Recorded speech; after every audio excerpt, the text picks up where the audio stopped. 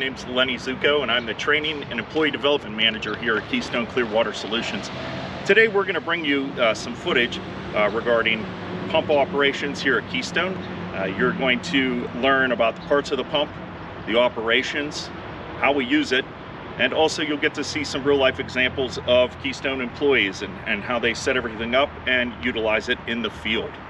So sit back, relax, enjoy, and I hope you learned something today. Let's first take a look at some of the pump parts that you will need to familiarize yourself with here at Keystone. These include the discharge outlet, where water and other fluids are expelled from the pump, the check valve, which prevents backflow, the volute, which helps forces the fluid out of the pump, and the inlet, which is located at the rear and is where fluids enter the pump. Some additional parts of recognition are the prime assists, which help get excess air out of the lines, the LOFA panel, which controls the pump and allows you to monitor various levels of the pump functions, and the volute drain, which helps prevent freezing during winter operations by draining the volute as needed. Remember to always make sure to close this prior to operating the pump. In terms of pump maintenance, Keystone pumps are continually serviced at different intervals based upon company protocol and customer requirements. Always make sure you are checking the oil, coolant, and DEF fluid levels. Ensure that when you are checking these fluids, they have had the opportunity to cool down. Keep extra of these fluids inside of containment to add as needed, and always contact your supervisor if you are experiencing issues with your pump. Let's go to the yard and have these points illustrated to you further on the next video. Alright guys, so what we have here is an Atlas Copco 6x6 pump, obviously on a trailer. Small, large pumps pretty much have the same components. We're just going to go through them front to back really quick. Obviously here we have a couple couplers. We have our suction, we have our discharge of the pump. In between there we have our volute, which is where the impeller is going to live, spinning on the shaft driven by the engine. We have the check valve, which helps us build pressure and prevents anything from coming back into the volute or through the suction if there's a problem. We have the vac pump here. That's going to help us if we're in a situation where we're pulling from a pond, an impoundment, a river, a stream. Any situation where water is not pushing into the pump, we're going to suck it in. That is driven off the flywheel by a belt. That belt can break, so that's a service item. Here there are many other components, obviously the engine, the exhaust, air filter. A lot of the newer units have a black box that would contain a manual or any sort of operating information you may look for. Here we have the exhaust. Obviously between the intake and the exhaust, we want to make sure nothing is covering it. You know, we put dirty air into a pump and it does bad things. Rest of the engine components, we have the battery disconnect switch. What this does is prevent the battery from going dead when it's not in use. You may see on some of our units there's a little light next to it. If that's flashing, we don't want to shut the unit off because it's still processing fluids, so we want to give that ample time. Obviously here's the battery box. Going around the other side, we have the fuel fill. Not all of these are in the front. Some of them will be in the middle of the trailer, some will be towards the back. Moving our way around, we have gauges for our suction and our discharge. The control panel for the pump, it's going to tell us what RPMs the machine's running at. We control, is it at idle, is it running hard, there's an emergency stop feature. Basically everything we're running with the pump is right here. Other parts that you guys may want to be able to recognize, this is the priming chamber. Different names for this, but basically this assembly has one mechanism or another that the water comes up into and closes when we're pulling suction to prevent water from getting back into the vac pump. Here we have a place so we can get that suction pressure, and you can't see it, but down behind there's a place for the discharge pressure. You may otherwise have a gauge there right on the assembly instead of a formal gauge on the panel.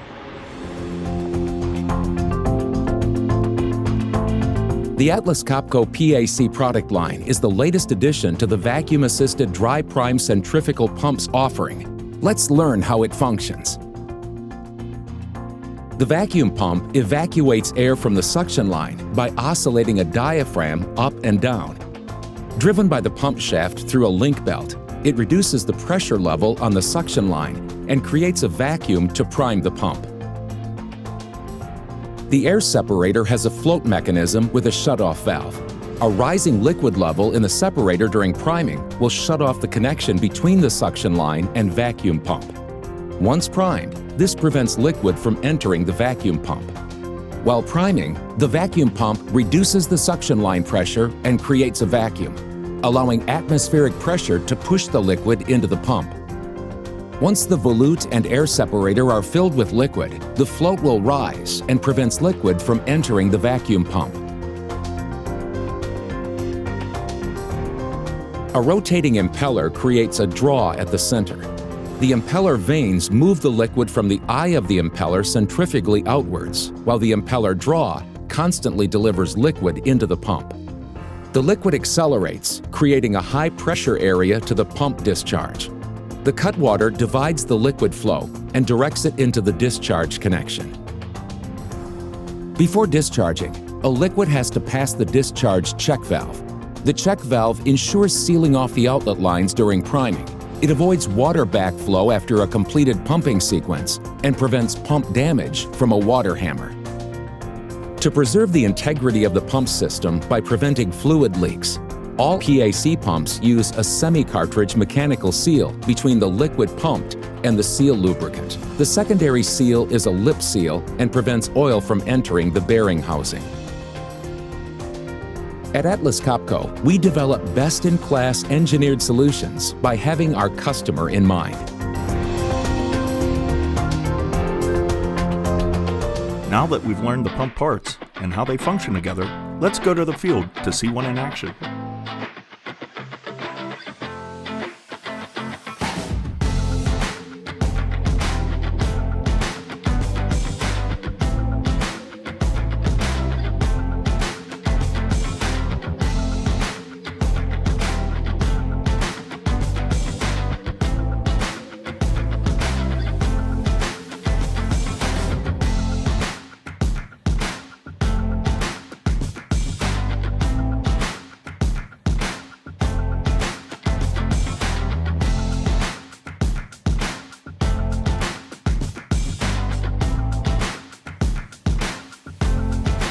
Valve set, check the fuel. Your fuel on the pump, make sure you're good on your fuel. Most have gauges. Check inside. Check your oil. Make sure you're good on oil, make sure you're full on oil.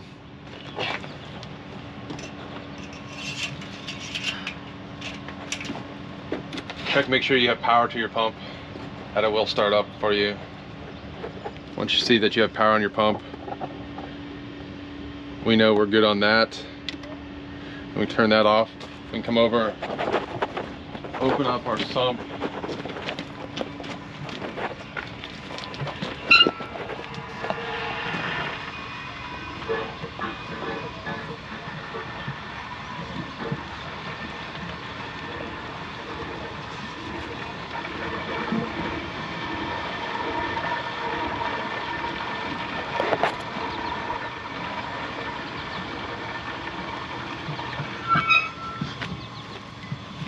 Flood that line. Once you get all the air out of your pump, you can close your valve down there, and then fire up your pump.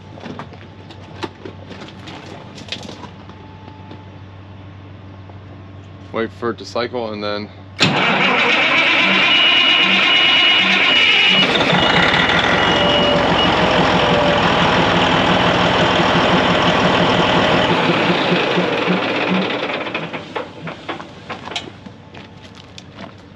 for an AST, you're going to watch your suction gauge.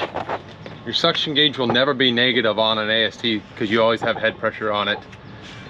So you should always have a little bit of positive pressure on that. And then as you're charging your line, you're just gonna watch your discharge gauge on the other side, and as it goes up, you know you're moving water.